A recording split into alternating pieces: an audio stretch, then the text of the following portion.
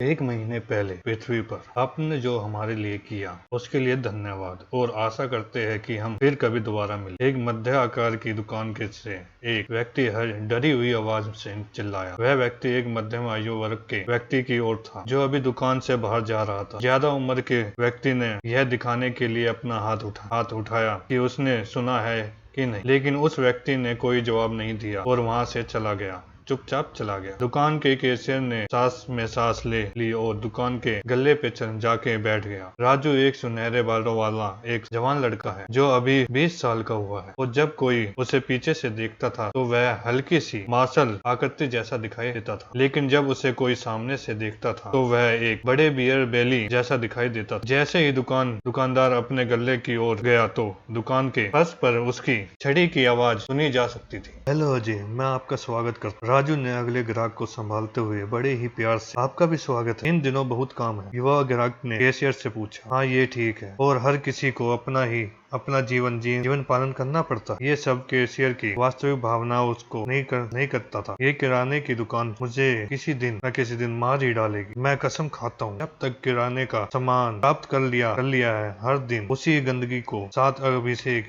यह करो अभिषेक, ऐसा करो अभिषेक, वैसा करो। मैं कसम खाता हूँ जब मेरे पास कॉलेज के लिए प्राप्त पैसे जमा हो जाएंगे तो मैं इस जगह को जलाकर राख कर डालूंगा। यह बस मेरे गुस्से के वजह से है। अभिषेक जानता था कि वास्तव में वो ऐसा नहीं कर सकता। यह राजू इलेक्ट्रॉनिक के हाफ मैन था। अभिषेक का जीवन हमेशा से ऐसा नहीं था। अतीत में उसके सामने एक उज्जवल भविष्य था। अफसोस की बात है यह है कि जिंदगी उसके मुताबिक नहीं चली। अपने पिता के कहने पर अभिषेक ने 12 साल की उम्र से खेलना शुरू कर दिया था और बढ़ते समय खेलने कूदने के वजह से एक व्यक्ति के विकास के लिए बहुत ही फायदेमंद होता है। अभिषेक के पिता को फाइटिंग के बहुत बड़े फैन थे। लड़ाई के लगभग सभी विश्व के लोगों को नियम के साथ एक दूसरे से लड़ने की अनुमति दी। यह एक ऐसा संगठन था जो मार्शल आर्ट लड़ाइयों को संभालता था। अभिषेक को भी लड़ाई को देखना बहुत ही पसंद था और जब उसके पिता ने उससे पूछा तो अभिषेक ने करना चाहता है। इस विषय में उसके माता पिता को भावनाएं शांत हो गई। एक तरफ यह बहुत अच्छा था कि उसका बच्चा आखिरकार कुछ खेलने के लिए जाना चाहता है, लेकिन अगले कुछ सही ढंग से नहीं खेला गया तो लड़ाई काफी खतरनाक भी होगी। यह पेशेवर एएमएन नहीं था और यहाँ स्थानीय जिम में कई कोच थे, इसलिए उन्होंने हाँ कर दी। कुछ समय के बाद जब अभिषेक के जिम में दूसरे बच्चे के खिलाफ पहली लड़ाई हुई तो उसने अपना गधा उससे सौंप दिया और इस अनुभव से उसमें एक खास तरह की जिद दिखाई दी जो जीतने के लिए आ रही थी। दुख की बात थी वह आगे के भी मैच हार गया था, मगर ये मैच को वास्तव में इस मैच को हार नहीं माना जा सकता था क्योंकि ये वास्तव में मैच नहीं थे। ये बस एक छोटा से बीच में छोटी मोटी लड़ाई थी। जब अभिषेक ये लड़ाई नहीं जीत पाया तो उसने इसे हार के रूप में मान लिया था और अभिषेक ने अब पहले ही खेल को बदलने और दूसरे खेल में जाने की योजना बना ली क्योंकि उसे अपने हार को देखना पसंद नहीं था और उसने हर कोई उससे बेहतर कैसे है, फिर भी वह एक बार जीतना चाहता था और उसने अपना अभ्यास जारी और आखिरकार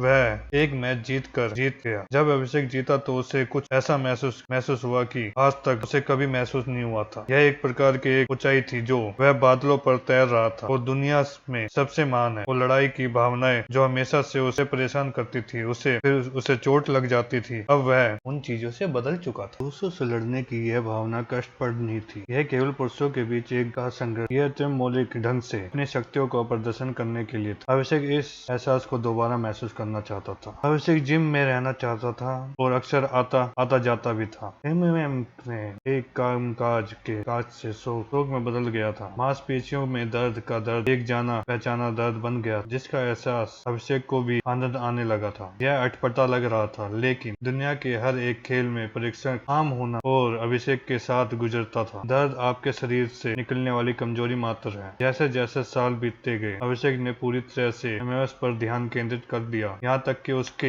नंबर भी गिरने लगे जो शुरू से ही औसत थे। अभिषेक मूर्ख नहीं था, लेकिन उसे स्कूल में कभी ध्यान नहीं दिया और कभी भी उसने नहीं। गणित और भौतिक जैसी चीजें अभी भी ठीक थी क्योंकि वह अक्सर तार्किक रूप से सही उत्तर निकाल सकता था। यही कारण था कि उसके नंबर को ज्यादा नुकसान नहीं होते थे। हालांकि इतिहास और विदेशी भाषाओं से ऐसे विषयों में की स्थिति बहुत खराब थी, क्योंकि इन चीजों के लिए वास्तव में सीखना पड़ता था। इस पर अभिषेक की अपने माता पिता के साथ बहुत बहस हुई, लेकिन अभिषेक ने हमेशा कहा कि उसका भविष्य एमएमएस में शामिल होगा और ढेर सारा पैसा कमाए। अभिषेक ने मुश्किल से स्कूल पास किया, लेकिन कॉलेज न जाने का फैसला किया। एमएमएस उसका भविष्य है। अभिषेक से यथायथ संभव कठिन परीक्षण लिया। उसका पूरा जीवन उसकी सफलता पर निर्भर था। यह वह एमएमएस में शामिल होने के में कामयाब नहीं हुआ जो वह हार जाएगा।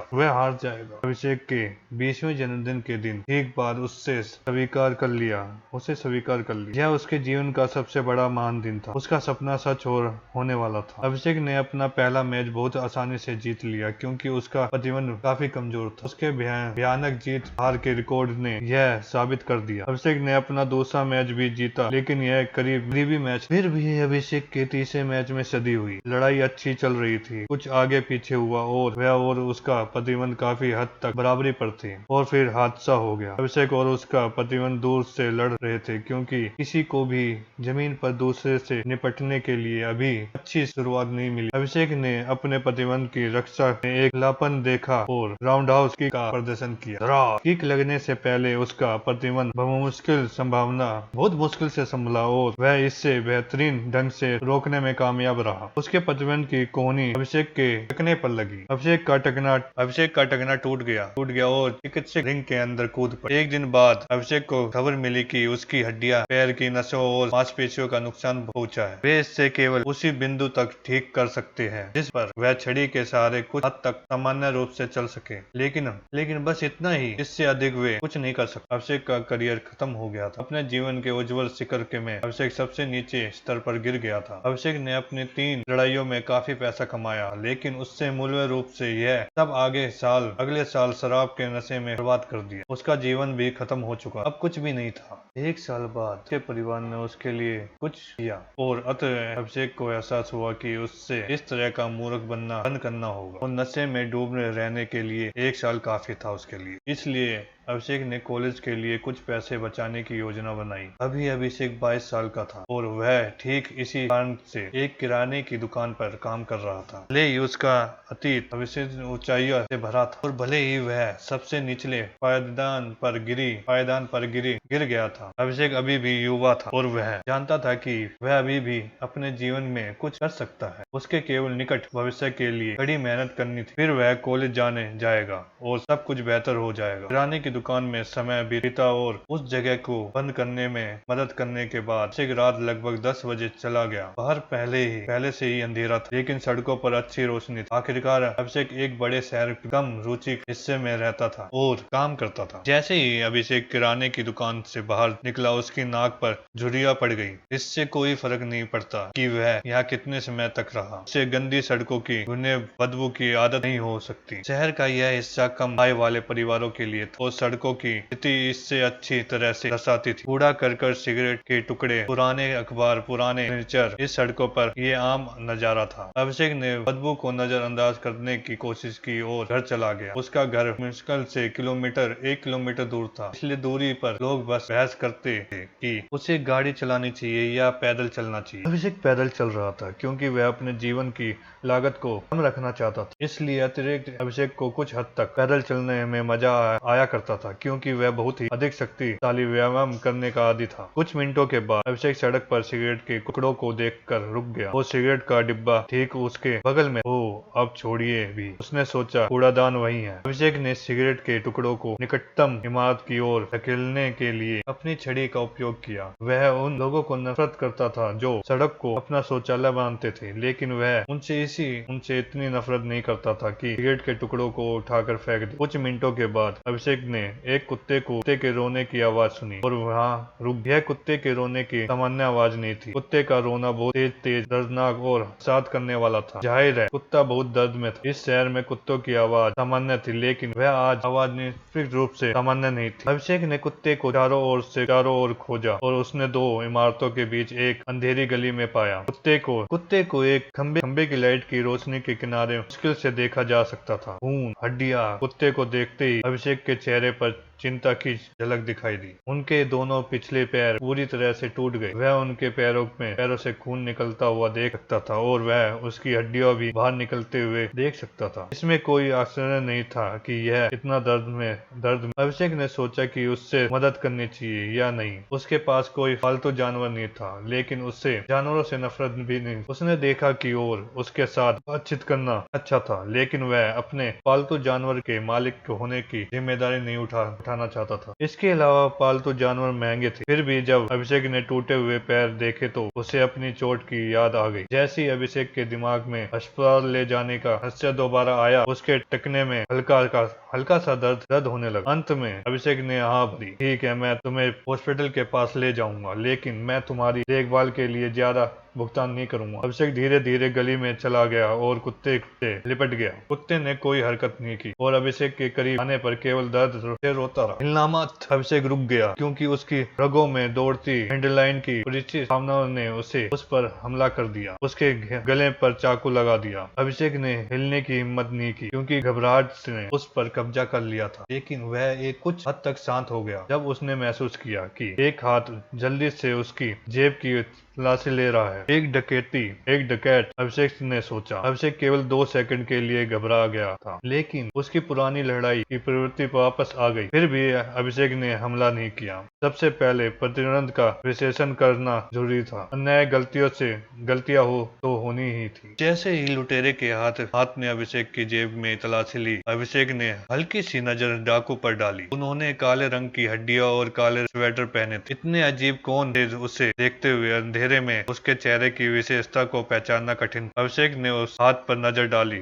जिसमें चाकू वह चाकू को अब इतनी ताकत से पकड़ रखा है कि उसका हाथ हिल रहा है और चाकू धीरे से मेरी गर्दन को भी नहीं छू। वह शायद इसमें नया, इसके लिए अतिरिक्त उसका हाथ मूल रूप से मेरे कंधे को छू रहा है। अभिषेक ने कुत्ते की अकल और हालात पर भी गौर किया। उन्होंने मुझे इसी गली में डुबाने के लिए कुत्ते को घायल कर दिया। एक चतुर लेकिन रियल चाल, बहुत भयंकर चाल। हालांकि अभिषेक के चेहरे पर हल्की सी मुस्कान दिखाई दी। अफसोस की बात यह है कि आपने गलत लक्ष्य चुना है। कराना। अभिषेक का सिर पीछे की ओर चला गया और डाकू के पिछले सिर पर जा लगा। इसी समय अभिषेक ने हिंसक तरीके से अपना कंधा ऊपर की ओर करा अकेला, जिसके चाकू उससे दूर चला गया। डाकू विचलित हो गया। किसी दूसरे व्यक्ति के साथ सिर झुकाना कभी भी अच्छा एहसास नहीं था। एहसास उतना ही दर्द में था, लेकिन एक बड़े सेनानी के रूप में वह दर्द के बावजूद भी बहुत निर्णय ले सकता था। बिना किसी हिचकिचाते के अभिषेक ने अपना बैट उठा लिया, टकराना और पूरी ताकत से डाकू के सिर के किनारे पर वार किया। हमले के कारण डाकू तुरंत बेहोश हो गया। अभिषेक ने 1 साल से अधिक समय में संघर्ष नहीं किया था, लेकिन उसकी मांसपेशियां अभी भी औसत से अधिक शक्तिशाली थी। अभिषेक के मुस्कुराने पर लुटेरा गिर गया। हार। अभिषेक की मुस्कुराहट शांत हो गई और धीरे धीरे आतंक में बदल गई। नहीं, मैं ऐसा नहीं करना चाहता, क्योंकि डाकू बेहोश हो गया इसलिए उसका शरीर एक तरफ गिर गया और उसका सिर जोर से पाट पे टकराया। डाकू की फटी हुई खोपड़ी के नीचे तेजी से काले खून का एक पुल बन गया। अभिषेक की दुनिया रुक गई। उसने समझ नहीं आ रहा था कि क्या हो रहा है, या मैंने किसी को मार डाला। अभिषेक घबराते हुए पिंड में होने लगा, क्योंकि उसका दिमाग यह समझने की कोशिश कर रहा था कि उसने क्या किया है। धरार। और फिर अभिषेक का दिमाग गायब हो गया। अभिषेक का शव लुटेरे के पास पड़ा। उसके सिर के पीछे एक बड़ी दरार देखी जा सकती थी। अभिषेक के शव के पीछे काले कपड़े पहने एक और आदमी खड़ा था। उसके चेहरे पर गुस्सा था।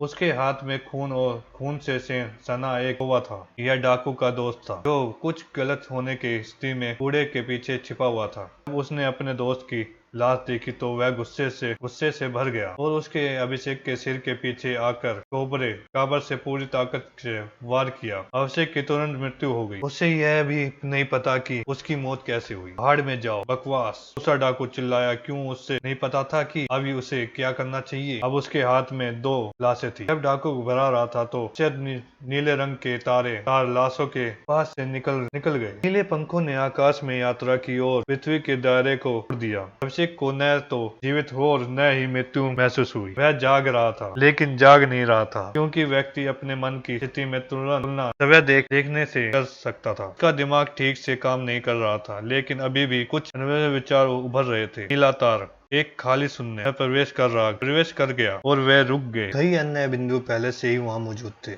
और हर सेकंड में नए जुड़ते गए। 1 मिनट के बाद एक चमत्कार सफेद रोशनी अचानक शून्य में दिखाई दी और सभी बुद्धिमान लोग उसकी ओर उड़ गए। वे सामान्य रूप से इसके प्रति आकर्षित थे। यही उन्हें जानना था। यह मृत्युओं की आत्मा थी, जो अभिषेक कई आत्माओं में से सिर्फ एक तुच्छ आत्मा थी। अचानक शून्य हिल गया। ऐसा लग रहा था मानव वास्तविक तार तार हो रही। हालांकि बुद्धिमान लोग केवल प्रकाश की ओर यात्रा करते थे।